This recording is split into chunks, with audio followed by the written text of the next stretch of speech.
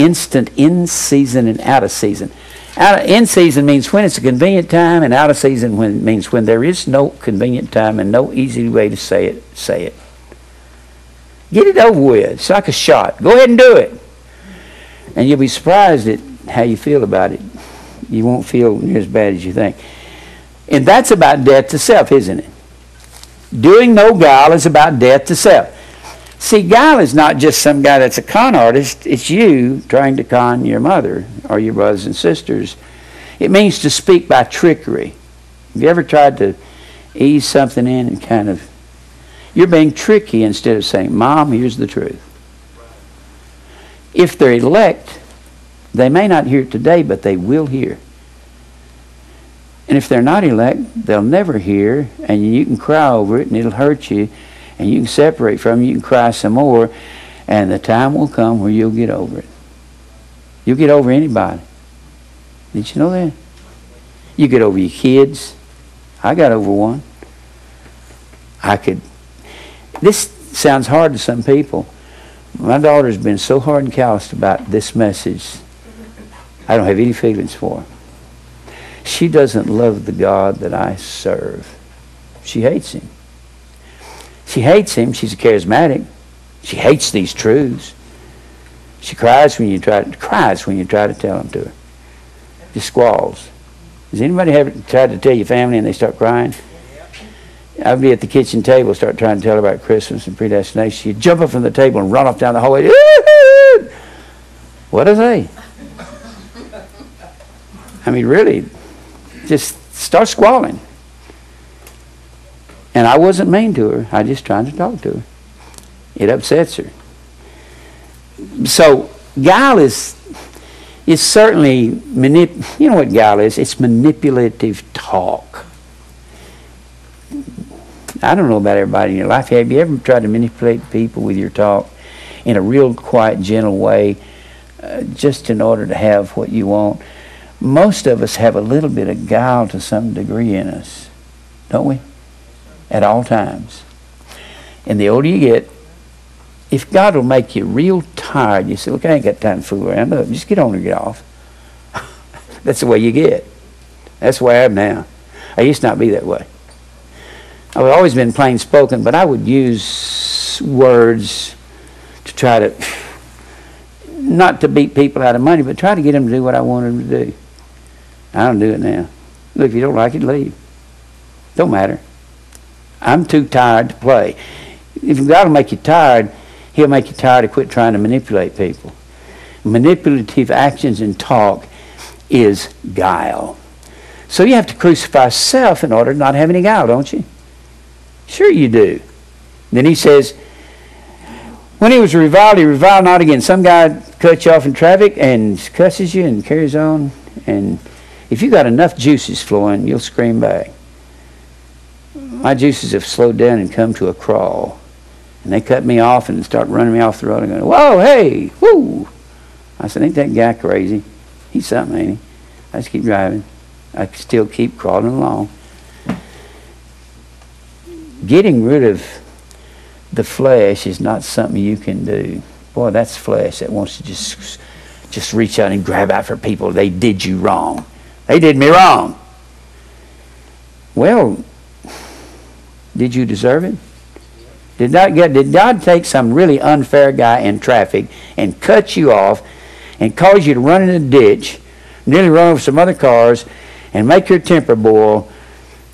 Did you deserve that? With all you did to God. You think God's going to come up and tell you, all right, now I'm going to spank you with this belt over here. God says, I ain't going to tell you when I'm going to spank you, and I ain't going to tell you what I'm going to spank you with. I'm going to make you shocked. I'm going to wait till you understand that that's me. When you find out that's me and that's just not your enemy over there, then maybe you'll start behaving yourself and get rid of this wanting to revile again. Get back at somebody. That's exactly what that means. It means to slander somebody or get slanderous with them or talk back or get nasty with them. Boy, that's hard to get out of, isn't it? But he committed himself to him. You don't commit yourself to the guy in the other car or the guy that's cheating you out of something or beating you. Has anybody ever been beat out of any money here? I've been beat out of thousands of dollars in my life, just thousands and thousands of dollars. But I've learned it don't matter. It just doesn't matter. It really don't. I don't really care anymore. And then, what was it? Who his own self bare our sins in his body on the tree, that we being dead to sins should live unto righteousness, by whose stripes ye were healed. Now it's all this still example, and I said it before. By his stripes we're healed, but this is a list. Now, what I did in the list, I put a red 1 right beside no sin. I put a red 2 beside no guile is found in his mouth. I put a red 3 right beside who when he was reviled, reviled not again. This is the list of the example that he left for us. Revile not again. When he suffered, he threatened not, but committed himself to him that judgeth righteously. I put a 5 by that. And then I put a 6 by whose stripes you were healed. By our stripes they're healed. That's all the list of things. So if we have to bear the stripes of evil men, and that's what we have to do, bear the stripes of evil men, in order to cause us to start living righteously. God has to use people on us. Remember, there's 2 sufferings. 2 sufferings. You do not want to give up this covetousness and busybodying and tale-bearing and jealousy and envy and strife and contention. You don't want to give that up. God has to beat you. He has to scourge you. That comes from God. Until he causes you to be willing. And that's suffering. And your willingness, that is maturity. Now that's not total maturity. When you become willing to, you know what willingness is? When God really dealt with me that last time in the hospital and I thought I was dying, I really believe that. I thought, and God had me to a place of giving up. I mean, if God had said, if I could have found some way to put my hands in the air and say, I surrender, I'm giving up. I just wanted to give up. When God will put you in the hospital and you can't move, you can't breathe, and you're just laying there, you're going, oh God. And it's at the end of 25 years of trying to be somebody.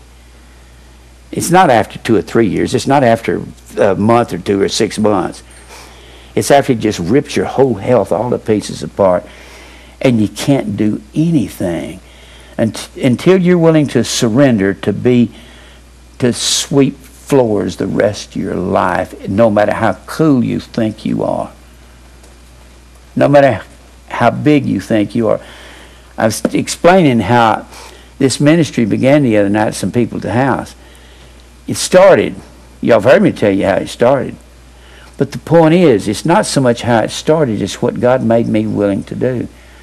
I was willing to I knew I was willing to sit in my den and teach my wife and son the rest of my life until I died if nobody else ever joined us.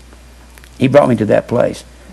When I was a singer, I wasn't willing to go to Nebraska unless you got my group to come, and I'd come and preach for you, but you had to hear me sing tenor when I come.